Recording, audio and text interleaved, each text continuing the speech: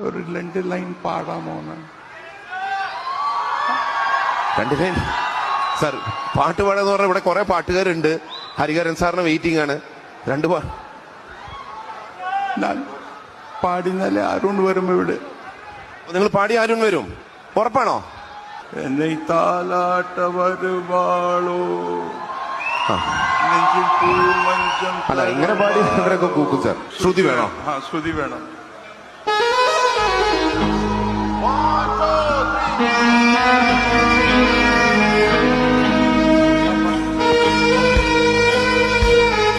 Okay, try നോക്ക്.